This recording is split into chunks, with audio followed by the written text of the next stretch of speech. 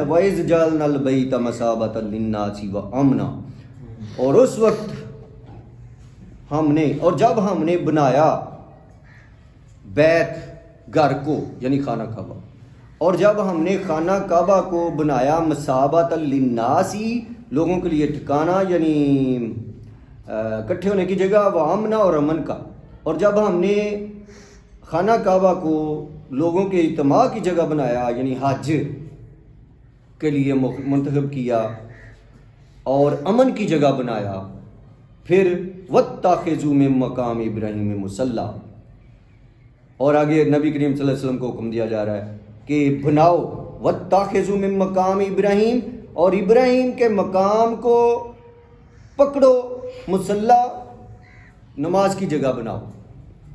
مقام ابراہیم آپ سنتے ہیں جو عمرے وغیرہ پہ جاتے ہیں، حج پہ جاتے ہیں، ایک مقام ابراہیم ہے وہاں پر حضرت ابراہیم علیہ السلام کے پتھر کے اوپر پاؤں لگے ہوئے ہیں، اور وہ ایسا پتھر تھا موجزاتی طور پر جب وہ خانہ کعبہ کی تعمیر کر رہے تھے تو وہ پتھر گونہن باندھے، وہ پتھر اپنے آپ ہی جدو جانا ہوں ہی نہ اتنے ہٹ لانی جو بھی کرنا وہ اتنے ہو جاتا سی، تو جدو تھلے ہونا وہ تھلے بہ جاتا سی، موم دی طرح پتھر سی، جک لگے ہیں غائبی، تو اس میں حضرت ابراہیم علیہ السلام کے نا پاؤں ایسے چھپ گئے ہوئے، اس کو مقام ابراہیم کہتے ہیں۔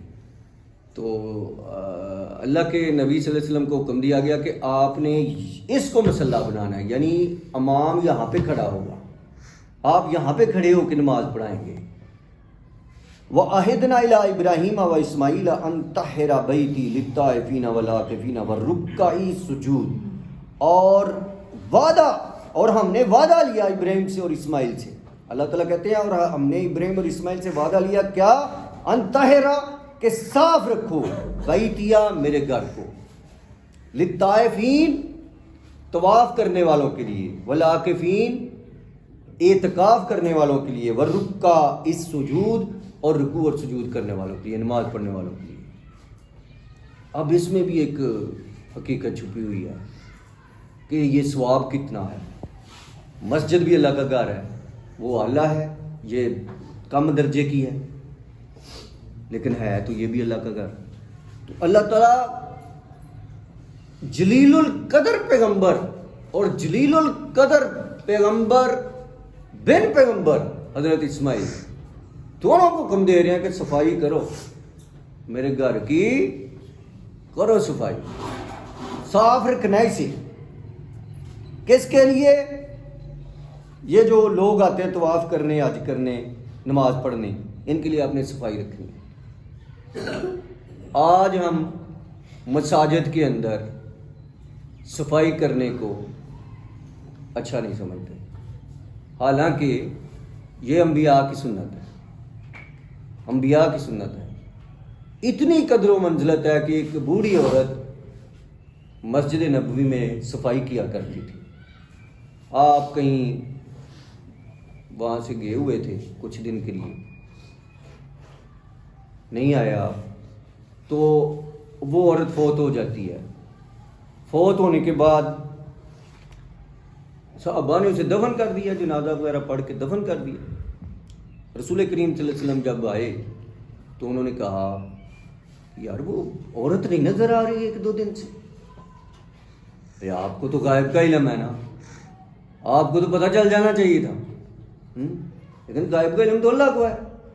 پھر کہتے ہیں کہ حضور قبر میں آتے ہیں، تو قبر میں جب گئے تھے تو آپ کو پتہ نہیں چلا تھا کہ یہ فوت ہو گئی ہے؟ آپ نے آگے پوچھا کہ وہ عورت، صحابیوں نے بتایا کہ وہ فوت ہو گئی ہے۔ اچھا، قبر میں رسول کریم صلی اللہ علیہ وسلم آئیں گے، لیکن وہ اس طرح نہیں آئیں گے، وہ ان کی شبیہ دکھائی جائے گی، انسان کو مل جائیں گے، یعنی ان کو ان کی فوٹو، شبیہ، نقشہ دکھایا جائے گا انسان کو کہ یہ کون ہے، ٹھیک ہے؟ تو وہ بتائے گا، تو اس کے لیے تو بڑی فضیلت کی بات ہوگی نا کہ جس کو دیدار مصطفیٰ صلی اللہ علیہ وسلم ہو گیا۔ لیکن اس سے یہ عقیدہ نہیں بنانا چاہیے کہ حضور آتے ہیں اور وہ یہ کرتے ہیں، وہ فرشتے آتے ہیں، وہ شبیہ دکھاتے ہیں، سرکار مدینہ صلی اللہ علیہ وسلم کی زیارت ہوتی ہے، بہت بڑا شرف ہوتا ہے. جس کا ایمان ہوتا ہے اس کو پھر دیکھ کے سب کچھ پھر سوال جواب پورے ہو جاتے ہیں، اور جس کو پلے کچھ نہیں ہوتا وہ اس کو پتہ نہیں چلتا یہ کون ہے، وہ کہتا مجھے نہیں پتا کون. اچھا ہم نے دیکھا تو نہیں ہے نا، ہم کیسے پہچانیں گے؟ ہم اپنے ایمان سے پہچانیں گے. اور ویسے بھی نا حضور کریم صلی اللہ علیہ وسلم کی فوٹو نہیں ہے لیکن ان کا پورا نقشہ ملتا ہے.